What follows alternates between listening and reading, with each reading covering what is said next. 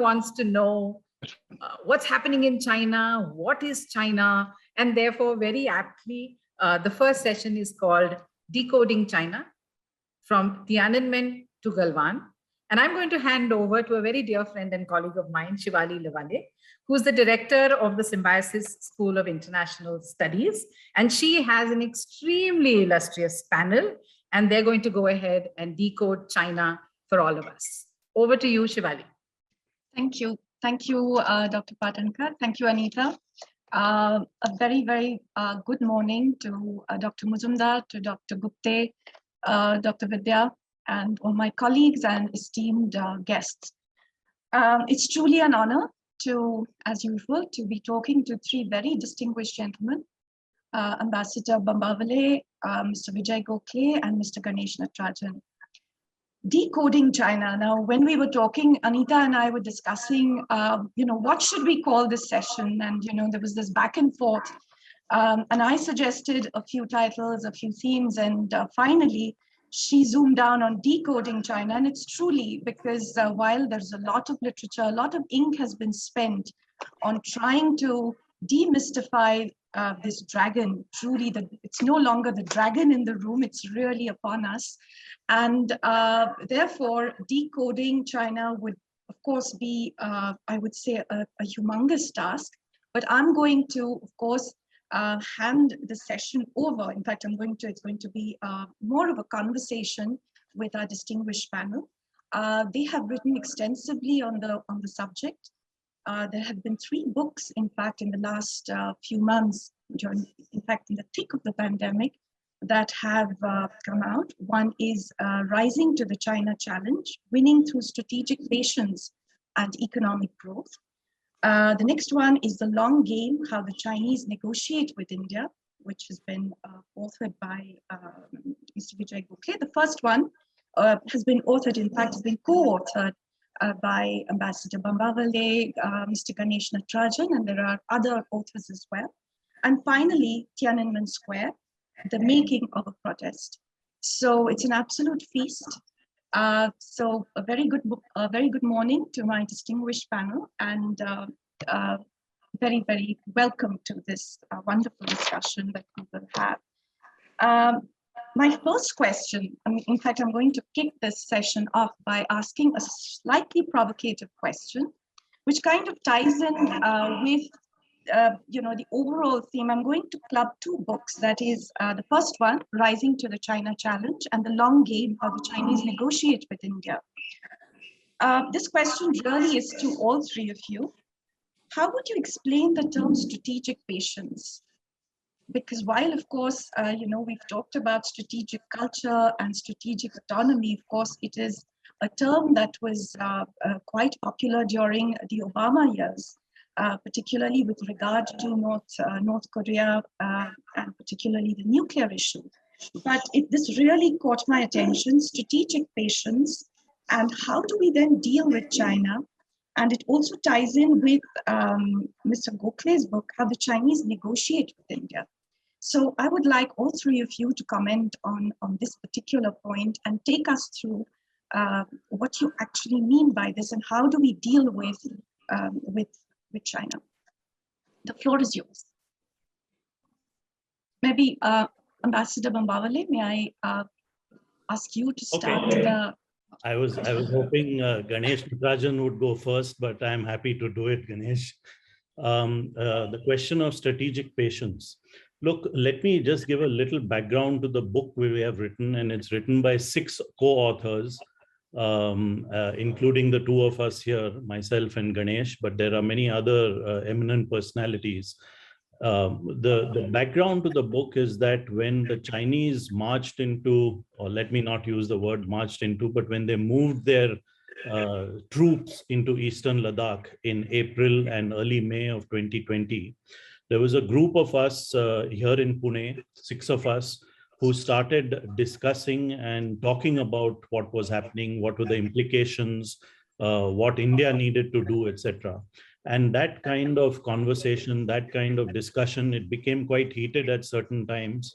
which went over, we had this kind of discussion over almost a year before we came up with a short 20-page paper, but we had enough material for this book. So, the publisher was very happy to convert it into a book. And that's why we have this book, which is called Rising to the China Challenge, Winning Through Strategic Patience and Economic Growth. Quickly coming to your question, Shivali, about strategic patience, the point is that if India has to deal with this growing, rising, and ever more aggressive China, then India needs to strengthen itself. The key to strengthening itself is to ensure high GDP growth rates of 7, 8, 9% per annum over an extended period of time, maybe 15, 20 years, so that the economic asymmetry which exists between India and China today narrows at least slightly. But that is in the long term, and therefore in the short term, we will probably have to accept the greater aggressiveness that China is showing, not only militarily, but also economically. And that is what we mean by strategic patience. It doesn't mean that we have to throw our hands up and give up. No, just like our armed forces are meeting the challenge on our land borders and beyond, the rest of India too needs to work together to create the kind of economic situation that we speak about in the book. Let me stop there. I think I've answered your question. Mr. Natarajan, would you like to share your thoughts, particularly with regard to strategic patience? No, I think let me illustrate the answer. Gautam has already mentioned it. I mean, if you look at it in 1980, just going back 40 years, the Indian economy was $189 billion and China was 305. So if you take purchasing power parity, it's hardly a big difference. So we were really comparable nations. And as all of you know, India and China way back were the nations to the world. But fast forward to 2019, just before the pandemic began, the Chinese economy had become 14 trillion US dollars and India was 2.9. And that is what creates this huge abyss, if you will, in terms of capability, the ability of China to almost treat India with impunity. So when we say strategic patience, and Gautam has mentioned this, we are saying that this is not a war we can win in 5 days. I mean, our army, of course, gave a magnificent response to the Chinese aggression. But if you actually becoming a power on the lines of China, I mean, you all saw what happened in the Xi Jinping-Biden talks. I mean, they were talking as equals. And India, whatever we may posture, is not at equal level. But we are saying that if we do the right things diplomatically, economically, industry-wise, as well as in various other formats, by 2047 or 2041 even, we can become a $40 trillion economy, just growing 8% per year. China will probably slow down to 4.5% for reasons I can come back to later, and they'll move to 53 trillion. So then strategic patience, making it happen over the next 20 years can bring us back to a level of this. And this is the argument for we make in our book. And I really believe that strategic patience and policy and economic growth is really what we're looking for. And that's the core argument of our book. Thank you. Thank you, sir.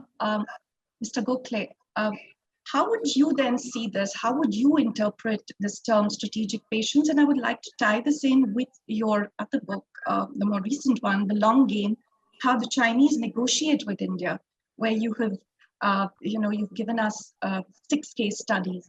How do you see this and how do you interpret this term?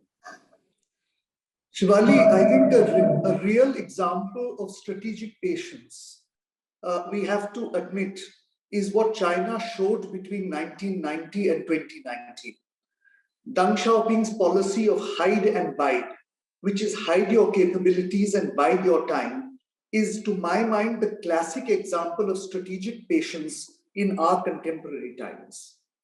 And I think the core elements of these are to broaden your relationships and benefit from them and not make tall claims or make tall projections which we do not fulfill. Now, the point that has to be added to this is that strategic patience cannot be infinite. There have to be limits to it, and if the other side does not understand those limitations, then those limitations have to be made clear to them. And I think in that sense, India redefined the concept of strategic patience in 2020, first in 2017 and then in 2020, by demonstrating that even though there is a substantial gap in terms of economic and military power, India's patience has its limitations, has its limits, and that if those limits are crossed, India will, even at great cost to itself, act to prevent the other side from taking an advantage.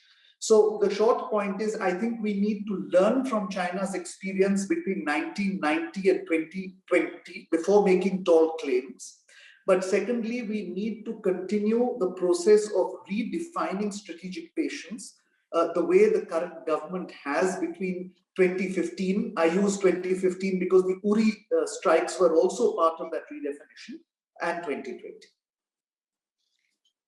Thank you, sir. The next question, in fact, the next question that comes to mind is that, are we really then talking about, juxtaposing two kinds of models, like the Chinese way of doing things, Chinese strategic culture, vis-a-vis, do we then have an Indian strategic culture, which then, responds to, say, economic challenges, diplomatic challenges, military challenges?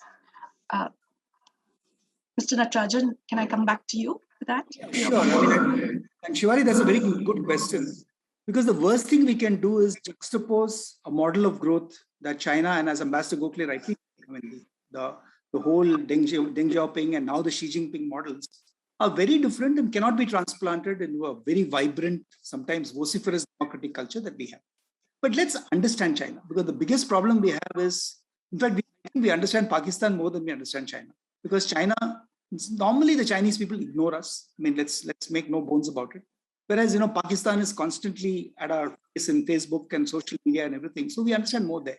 But if you understand the Chinese model, the beauty of that model is that they realized their huge strength was their population, which unfortunately we have not done so far. And if you look at it, even in the last few years, they've added 13 million people per year to the working force. And every time there was a new industrial policy, new industrial capability, new manufacturing facility set up in China, they just drew from their immense of agricultural talent and put them. Net result, zero wage increase, remained the most successful economy. But the interesting part is that if you look at the recent 5-year plans, they're consciously trying to rebalance their economic growth. The China of Xi Jinping is no longer the China of Deng Xiaoping, certainly not the China of Mao Zedong. So if you look at the 5 areas that they're looking at, moving away from export-oriented, which is what built the economy, to domestic drivers as engines of growth, moving away from investment, it was a huge opportunity for China and they capitalized on it, to consumption. And that was not there earlier, but that's becoming right. Moving away from industry, which is how they built their decades of 10% per year growth as a dominant growth factor, towards services. And finally, moving away from old economy, what you could call dirty industries, metals, mining, chemicals, to modern clean sectors. Today, China has an amazing plan for renewables, for electric cars, green industries, etc., and completely focused on industrialization, Industry 4.0, artificial intelligence. The city of Tianjin spends more on artificial intelligence than the entire Indian budget for artificial intelligence. So this is what we learn from. And as we now build our economy, and we've actually researched every industry, and I'll come back to that, saying that, look, which are the sectors where we can actually have an impact? We're saying that, look, we have to take this very, very strategically, and we have to make sure that what we've got completely left in. How many institutions like Symbiosis are there in this country? And look at China on the other hand. There's so much of peer-reviewed research, so much of innovation, and we have tremendous amounts to learn from them. But our model necessarily has to place economic growth within the contours of a very liberal democracy, and that's the model that we have to pursue. Mr. Gokhale, your comments. How would you juxtapose these two models? Because particularly in your book, The Long Game, how the Chinese negotiate with India, you have talked about strategic thinking, a way of doing things. So could you throw a little light on how you see these two models? Shivali, on the surface, the two models appear to favor the Chinese very substantially, because the difference in economies is 1:5. What the international community has not factored in is the question of long-term political stability. We forget that India over the past 75 years has changed governments on 14 occasions through the electoral process without any government refusing to hand over power to its successor. In the case of China, only 2 instances in the past 70 years, the transition from Jiang Zemin to Hu Jintao and Hu Jintao to Xi Jinping, went according to what we call a normal transfer of power. That too is being subverted now because the current gentleman has extended his term, or at least provided the facilities to extend his term.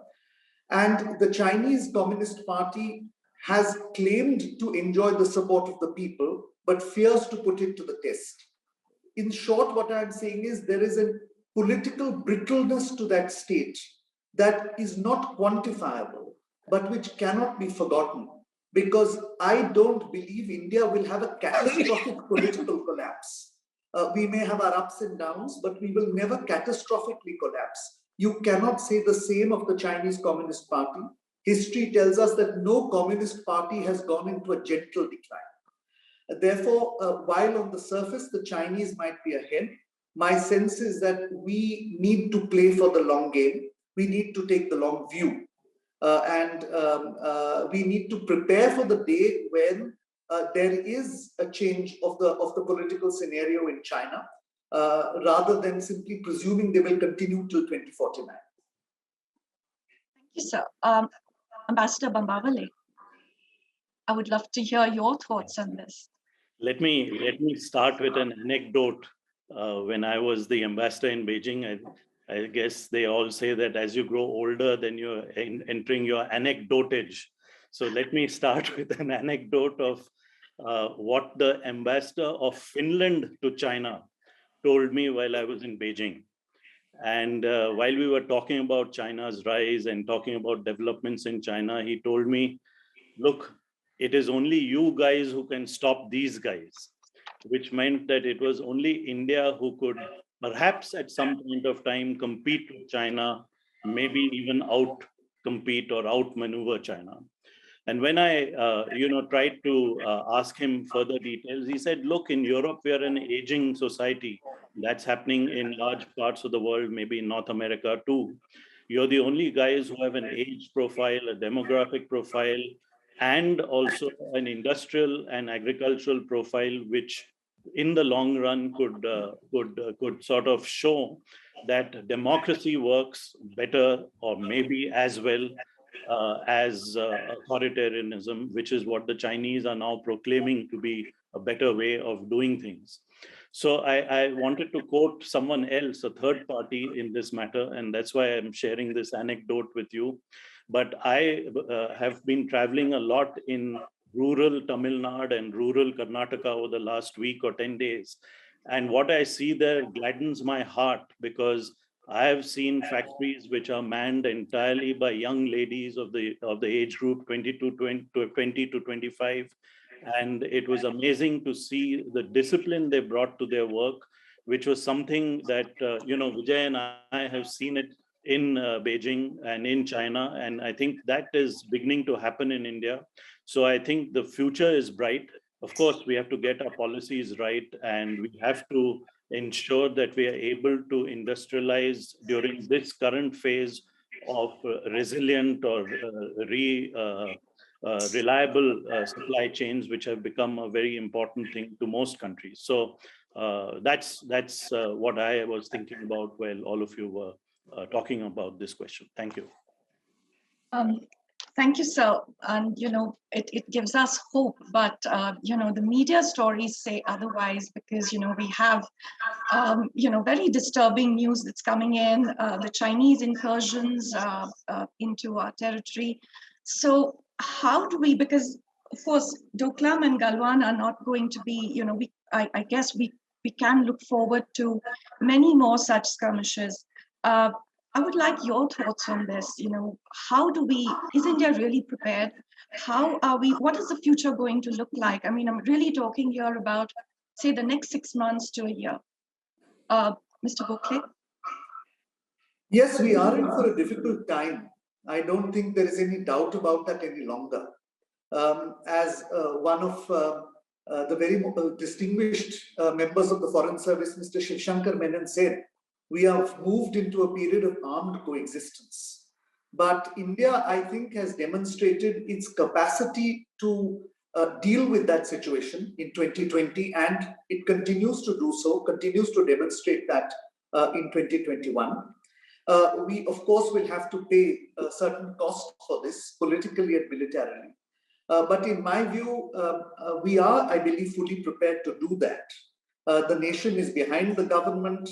The modernization of the military is taking place. And as the External Affairs Minister said yesterday, the messaging from India is clear. If the Chinese, of course, want to recast the relationship, we should be prepared for that, and I believe we are. So Natarajan, what do you see? How do you foresee this in the event there was, a skirmish, or which kind of leads to a more serious a face-off or a standoff? What impact do you see on, say, the economic relationship between the two countries? Right now, in fact, I'm going to request, of course, Gautam to talk about, because we've actually done a lot of research on the whole diplomatic approach we must and are taking, and I'm sure Gautam is the expert on that. He'll talk about it. But without touching on diplomacy, you talked about the next 6 to 12 months. I mean, I'm just coming from the State Bank Banking and Economic Conclave that was held in Mumbai, where we had right from RBI Governor to Vivek Debroy, who's the economic advisor to the PM. It disappointed me that even today, Mr. Vivek Debroy, and of course, in a sense, represents government, he's talking about next year, which is the FY 2023, next financial year, we should be planning to grow at between 6.5 to 7.5%. Now, I'm saying it disappoints me because it is just not adequate. I mean, coming out of COVID, coming into a vibrant democracy, we have to start talking 8 to 10% every year for the foreseeable future. So I'm saying that ambition has to come into our whole ecosystem. Otherwise, if we are the rate of growth of the past plus 2%, it's not going to catch up. So I think that's something that we need to be very conscious about.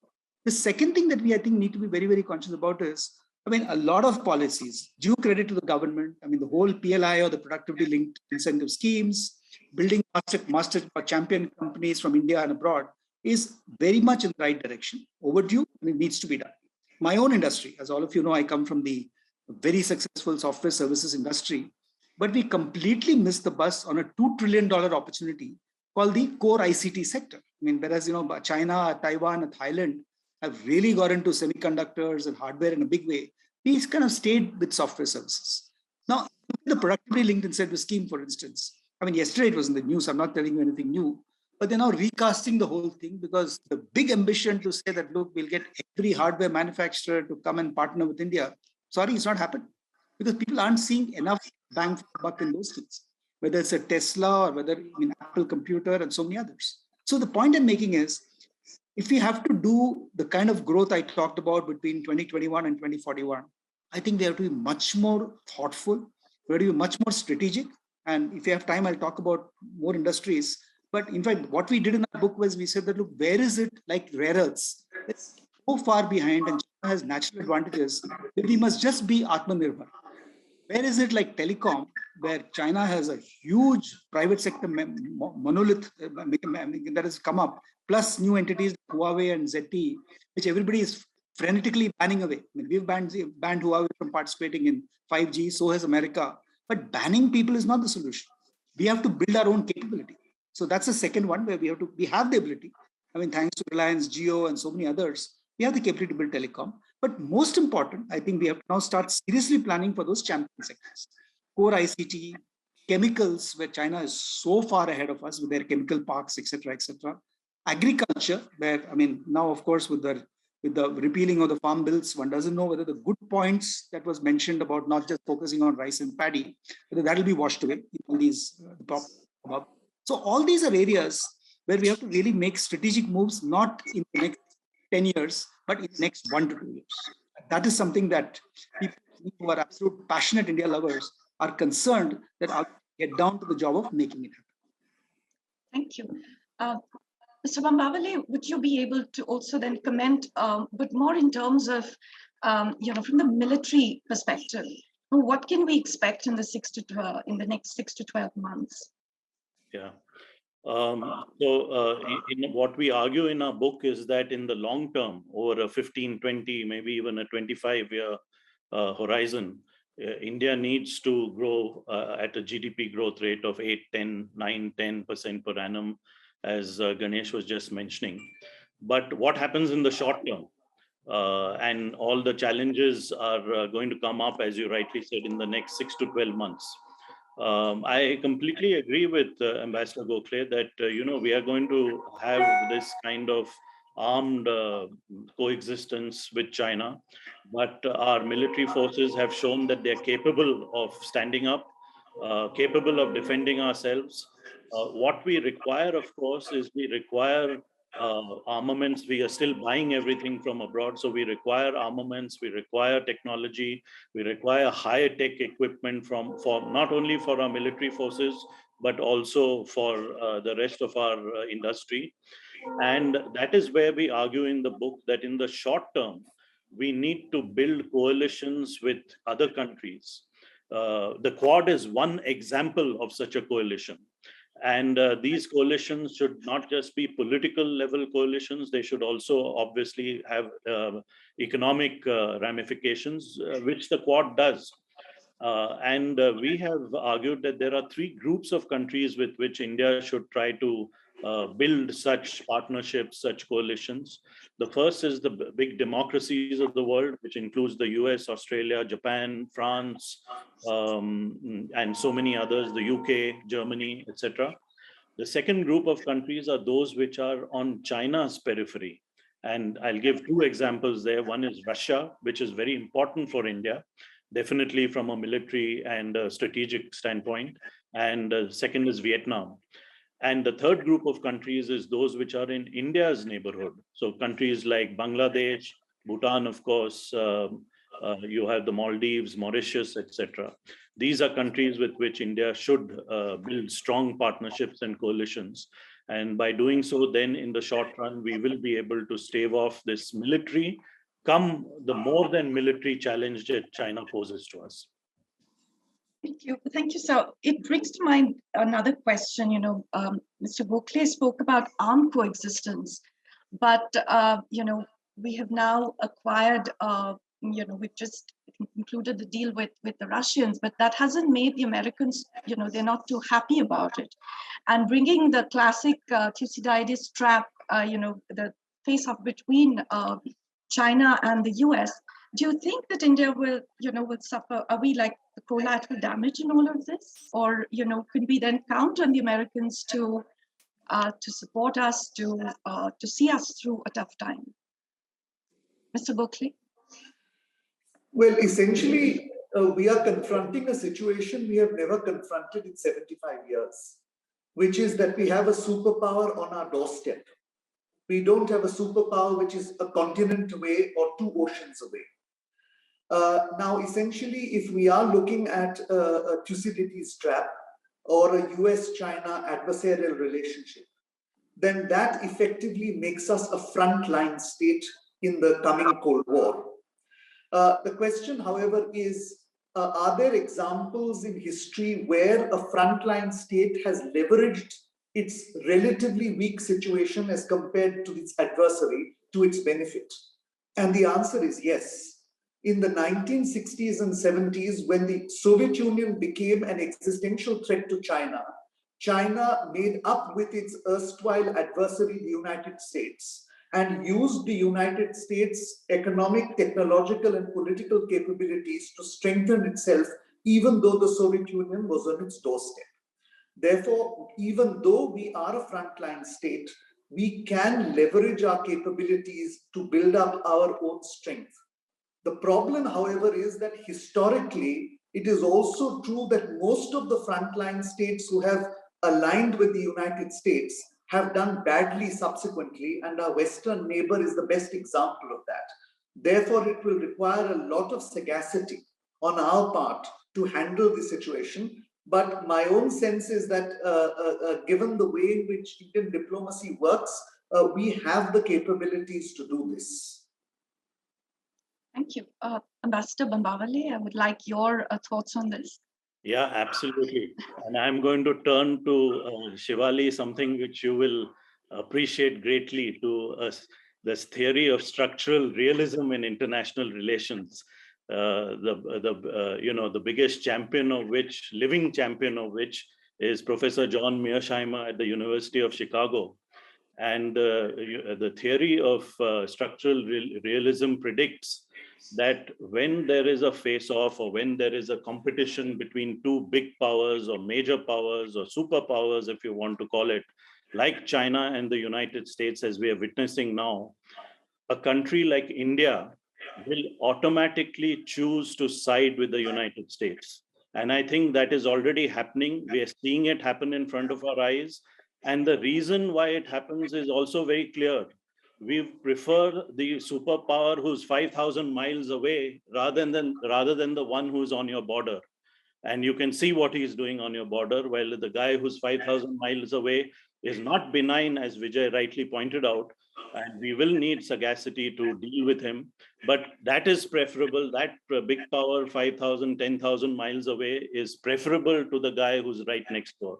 And that's what's exactly happening in front of our eyes. The India-US partnership is transforming every day, becoming stronger, and that is exactly what India needs to do.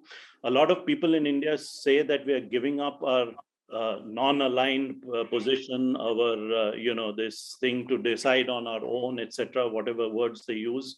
But the fact is that as long as the Chinese are attempting military coercion on our borders, there is no independence of action as far as we are concerned. So I think in order to safeguard our independence of action, we need to side with the United States, especially in this battle between the two one growing power, one existing power. But Shivali, if I may, at the risk of Yes, of course. In fact, I was just going to come to you. At the risk of contradicting my good friend Gautam, I mean, having lived and worked in the US for almost 25 years, I think, ultimately it's Atmanirbhar. Okay, if we think that America will run to our rescue against China, I doubt. Okay, because America has its own, and right from the Obama presidency to last maybe 10 to 15 years, America has been looking out for themselves because they have enough problems with their own internal constituencies. I was recently 6 weeks in Mexico and the US. The division between New York and California and what you call the Bible Belt or the Trump states are completely like two countries. We talk about India and Bharat. My God, you should see America today. So they have their own political, diplomatic, other problems. So I'm saying we have to be very conscious of the fact that, as was rightly said, the enemy on the doorstep is obviously to be feared much more, and the friend 5,000 miles away may or may not help. But I think we have a lot going for us, and having been a little negative earlier about what we are doing, I look at all the advantages we still have. I mentioned earlier about China putting 13 million people per year to work. India needs to put 400 million more people to work, and the demographic advantage that we have, the demographic dividend still exists and will exist for the next 20 years. So we have to think of, today a country like Bangladesh stole a march over us in textile exports. So we really have to do something to put people to work. So because we get confused between industry, automation, even I'm sorry to say this again, but Make in India phase 1 was very much capital intensive manufacturing. What we need is labor oriented. So, and the advantage is still there. Second, if you look at it, one great thing about India is our financial system is excellent. The capital really, really work. Almost as good, if not better, than in the US. So that's something we can be very proud of. Whereas the Chinese capital markets, we all know what happened to Ant Financials and Jack Ma and what's now happening to EdTech. They good companies, even listed on the New York Stock Exchange and the NASDAQ, can lose market value overnight because of a sweep of the pen of somebody in power. India, that never happens because whoever has been in power, the respect for the capital markets, for Dalal Street, for the Bombay Stock Exchange, NSE, has always been there. That's again something we should capitalize on. And I think if we take a very liberal democracy, take a very free flow of capital into the economy, and take the enormous demographic dividend we have. And that is exactly where I think institutions like Symbiosis add so much value, because you're really providing well-trained, well-taught, well-educated people to the marketplace. That is how I think we have to capitalize. Depending on any superpower, to my opinion, is fraught with its own risk. Thank you. I already have. Sorry, sir. I'll just add that I don't think Ganesh and I have been talking at cross purposes. We are actually saying the same thing in different words, but that will require another 1 hour to sort of expose. So let's another book, Gautam. We look forward to that because I can already see our time ticking away, and I've started receiving questions. In fact, there's one question from Dr. Vidya, but before that, ma'am, if you can just give me 2 minutes, because there's one question that, in fact, I would like to put to the 3 gentlemen, but particularly to Mr. Gokhale. Your book, Tiananmen Square: The Making of a Protest, and today we have young Chinese people who travel across, they go to different continents, but particularly Western Europe and the United States to, for their higher education. So are they then exposed to a very, very sort of different mindset? And this protest, the Tiananmen Square protest, are they then bringing back these ideas back to the country? And can we then expect a sort of paradigm shift from the current political dispensation to something else? I'll answer that in 2 parts, Shivali. I don't think we should be worried about what young Chinese think. What worries me is that young Indians don't know enough about China. And they need to know what happened in Tiananmen Square and what has happened subsequently, because in their lifetimes, this will be our most formidable adversary. This is not a communist party which is moribund. This is not a communist party which is bureaucratic. This is a bunch of very smart, technically qualified, highly educated people who can adapt to change quicker sometimes than we can, because their survival depends upon it. And therefore, simply presuming that they will go the way of other communist parties may not be an appropriate conclusion to arrive at. At any rate, I think the young generation of Indians need to understand their competitor in business or in any other field. If you don't understand your competitors, you lose. Now, coming to the Chinese youth, the short point is this, Shivali. For 30 straight years, they have been given a real growth rate and a real growth in individual incomes. They also have substantial personal freedoms, whatever we may believe in otherwise. Why would we presume that an entire population would sacrifice all that for the notional right to have a vote to elect its leaders every 5 years? That having been said, if that growth rate slows, or if there are any other societal or economic implications which fall on the mass of the population, the Chinese system is more brittle than ours. Ours is not a brittle system. Every day you can go to the Jantar Mantar and criticize the Prime Minister to his face. You can't do that in China. So at that stage, the younger Chinese might well realize the problems. But at this point, I don't see that happening. I think that they are on the path to substantial growth. The recent adjustments are more a political strategy to regain control of certain things which they felt they had lost control of. And if the current leader can put China back onto the growth path of even 5 to 6% in a 14 or $15 trillion economy, I don't see any possibility of major political upheaval. Thank you, sir. In fact, I think we're running out of time. So, Anita, maybe you have to, give us more time the next time. Probably a 2-hour session on India, China, or rather decoding China. But I'm going to, link with what Mr. Gokhale just said. to Dr. Vidya's question. In fact, her question is, what should Indian universities like Symbiosis, what should we be doing to actually expose our students to the Chinese way of thinking, to actually get to know the competitors? Any if you could. Yeah, I'd like to suggest we should actually have, and I think it would be a. Yeah, please. Let me ask this question. I know Shivali has asked it, but I just want to put it in a different way. And I think all three of you all have said that we need to know India really do to make students know, and not just the students of international studies, but really, all students know, the younger generation know more about China, because as Mr. Gokhale very rightly said, that you need to know your competitor better. So is it establishing a China center? If we do that, what would the government say? So there are several things that come to our mind. So if anybody can respond on this. No, I was just saying, Vidya, that I think you certainly, and I think Symbiosis has done so much of pioneering work, setting up a full-fledged Center for China Studies. I mean, having professors who really have experienced China and know all the nuances. I mean, I completely agree with what Ambassador Gokhale said. If you think that the Chinese youth are all struggling, poor people waiting for democracy, sorry. I mean, I have worked in China for 25 years.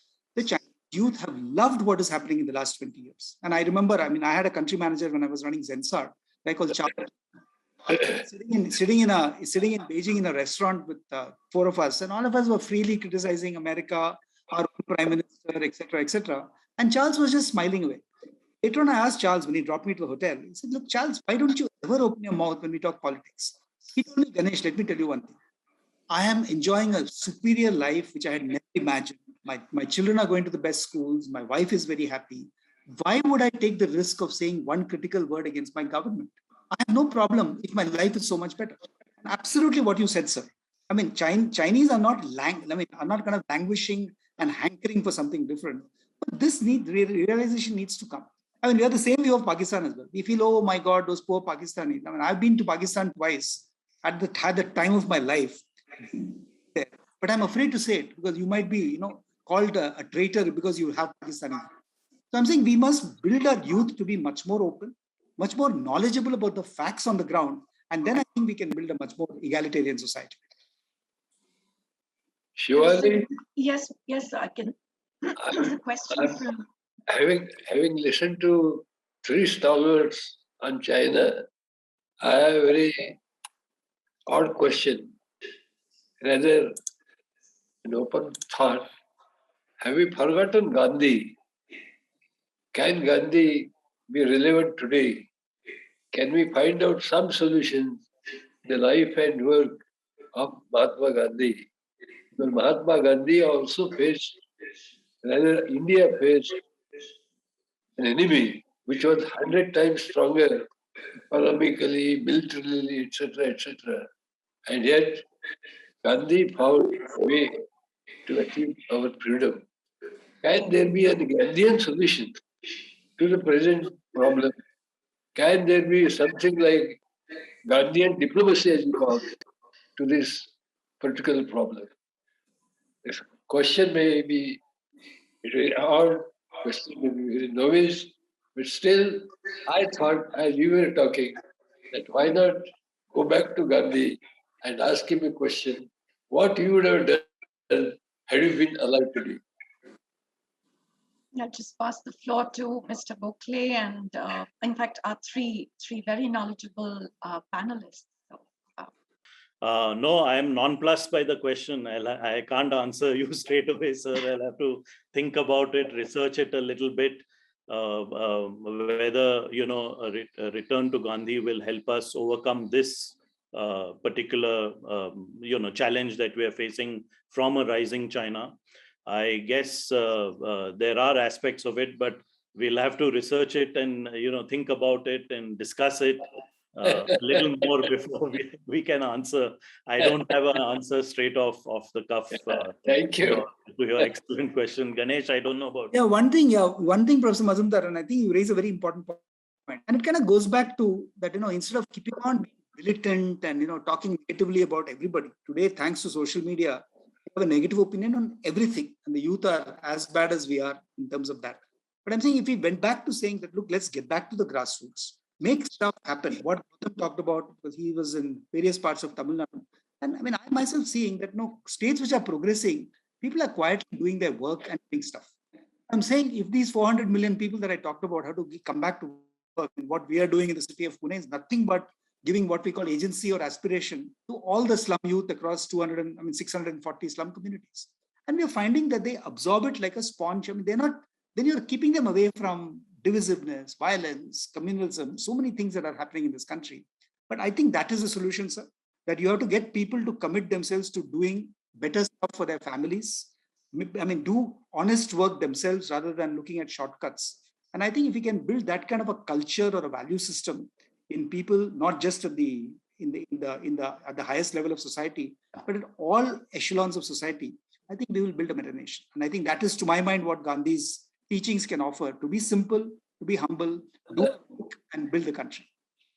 Mr. Gokhale, sorry, we lost the connection, but Yeah, no, the point I was making finally was that Gandhian diplomacy, India's diplomacy is very much Gandhian in its approach, to the extent that Gandhiji never said, lie down in front of the train and let it run over you.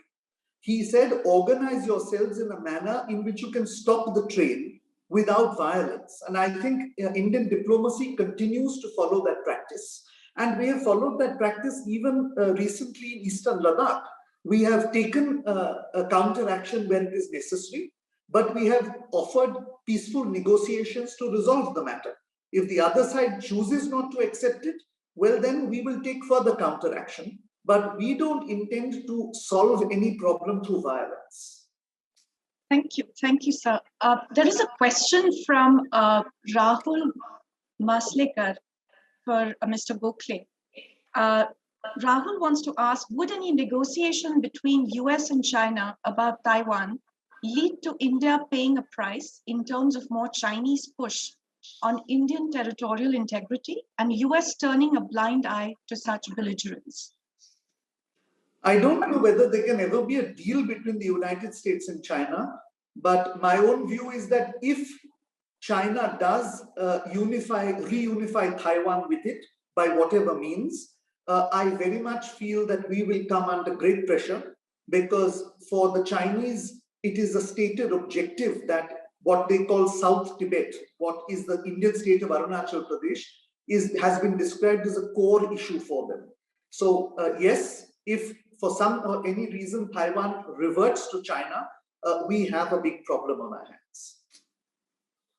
I would just like to add to what Professor Dr. Muzumdar just talked about. Is there something called Gandhian diplomacy? I think this goes back to my own question that when we juxtapose the Indian strategic thought and Chinese strategic thought. So, in fact, to all three panelists, isn't the time ripe for a sort of Indian IR, a way of thinking with scholars, researchers, and as Dr. Vidya very rightly put it, what should universities be doing? Because it's not just the School of International Studies, but across the university, getting people to work together to come up with some sort of strategic thought, more in terms of, from the scholarly perspective. And if we could actually come up with some sort of framework. So I don't know if this is something that we can work on as a university through our various departments. That, in fact, personally, I think that would be wonderful as a contribution to the academic space and from academia. So I think there are no more questions. Sorry, ma'am. Sorry. This is an amazing discussion, and we feel it should just continue. But of course, we have a shortage of time. But just one last thought, or I won't say it's a question, but a thought that students who visit China, in spite of universities in China teaching in Chinese language, right? But still, a large number of American students go there and don't come to India as much. But we hardly see any Indian students going or finding interest in going to China. And that's something that we really need to do, because I mean, out of this discussion, I think what came out is that we certainly need to expose our younger generation to China, which we don't do as much. And I think it's the role of universities to do this. Gautam has been saying this for some time. In fact, he's been saying that we also need Chinese students to come into India. I mean, this was, of course, much before what happened, so that there is assimilation, so that at least our Indian students sitting here know what their mindsets are. So your School of International Studies with the two stalwarts that you have need to, have some strategic plan. Yes, I'd ma'am. like to ask Mr. Ganesh. I think he was Yes, speaking please. about some sectors which are going ahead, how the competition will pan out for them with the changing scenario in China, the kind of strategy that China is now adopting for industry. What are your thoughts on that? No, I think, see, there are 2 or 3 things you must remember, Dr. Gupte, because one is, of course, I mean, as you know, thanks to Covaxin and Covishield, we all believe that, look, the pharma sector can be a rampaging success story for India. Sad counter reality is that even today, 72% of the active pharmaceutical ingredients, APIs, are imported from China. So there's always a Chinese element in almost everything we seem to be doing, and try as we might, which is why we, in fact, somebody in the paper we wrote, we argued that we have to be very, very choosy about what we ban China from and what we want them to. For instance, I mean, if they want to invest in building a road from Nagpur to Nasik, doesn't matter, it's not strategic. But if they want to be an investor in 5G, if they want to be an investor in Jawaharlal Nehru Port Trust, in Delhi Airport, we need to be very, very careful. So I'm saying there is a strategic partnership that will continue even today, whether we like it or not. China remains India's largest trading partner. So I think we have to understand all these things. If we do that, then we can identify. This is why I mentioned automobile components, where India is already doing well. Moving from purely, in fact, we are now writing a new book in the Pune International Center. It's called Strategic Pathways for India. And one of the pathways we're looking at is that how in the next 4 years, whether India becomes a 5 trillion GDP economy or not, hopefully it will, the digital India can certainly be a $1 trillion economy. And that $1 trillion is not going to happen from IT services. That will grow to 350 billion. But 650 billion will come from, I should not say Paytm because of this little disaster over the last 2 days. But if you look at the whole digital economy, platforms, UPI, Jan Dhan, etc., all this is going to be powerful economy. So I'm saying these are areas, technology-enabled automotives, technology-enabled agriculture, technology-enabled stuff, where we can take a look. So I think we need to be clear on what are the strategic advantages, what is it where we can really push the lever and say that, look, make it happen. And I think to take Vidya's earlier point, PIC is already doing huge research. In fact, Gautam runs an amazing annual initiative called the Asian Dialogue, which is happening in February this year. So I think there is an opportunity, and I'm sure Dr. Mazumdar and Dr. Yerwadekar being so much active in PIC, of a lot of partnership between think tanks like the PIC and disseminating it to young students like you do so well in Symbiosis. So I'm excited for this discussion. Opportunities are infinite. There is one last question, Dr. Anita, if you would allow, because this has come from a student and I can never refuse students. Yeah, let me just what ask Ananya asks is there a lack of national pride among Indians as compared to the Chinese that hinders development? I don't think so. I don't believe so at all. In fact, I think the younger generation of Indians don't feel inhibited the way that an older generation of Indians felt about China, or even about the great gap between the West and India. But I think, as Mr. Natarajan said, we have 10 to 15 years of the demographic dividend left. It is this decade which will decide whether India will return to the center of the world stage as it was, where it was before 1750, or whether forever sort of we will be confined for another few hundred years at the second tier. So I think we really don't have time on our side anymore. We've got to get going. Thank you. Mr. Natarajan, any last The only time when I find our patriotism is a little low is when the Indian cricket team begins to lose. But otherwise, I agree completely with Ambassador Gokhale that we are a very patriotic nation. I think young people are imbued with all the aspirations and the goals, but we owe it to them as people in industry, people in academia, definitely people in government, to open up those opportunities, where their aspirations can flower. Otherwise, we are doing an injustice to the demographic dividend and might convert it to a demographic nightmare. So we have to be careful. Yeah. So I'd like to thank all three of you for this wonderful discussion. And my little complaint to Anita, we should have had more time because I can see lots of questions now that are coming up, but I'm sure you could send these questions to us and we could forward them then to the experts. So thank you very much, Anita, for inviting me to moderate this session, and I'm handing the floor back to you. We should do a physical adda sometime on this Yes, topic. I think so. That would be wonderful. So with everyone who matters right here, let's fix that. The date to be fixed and the place to be fixed, but definitely a more detailed conversation. It's absolutely enthralling. I have learned absolutely so much. Perfect blend. Thank you so much, Shivali, and thank you so much, Mr. Gokhale and my dear friend Ganesh. We have many conversations about what to do for the young students and the young citizens, as well as Ambassador Gautam. Thank you so much.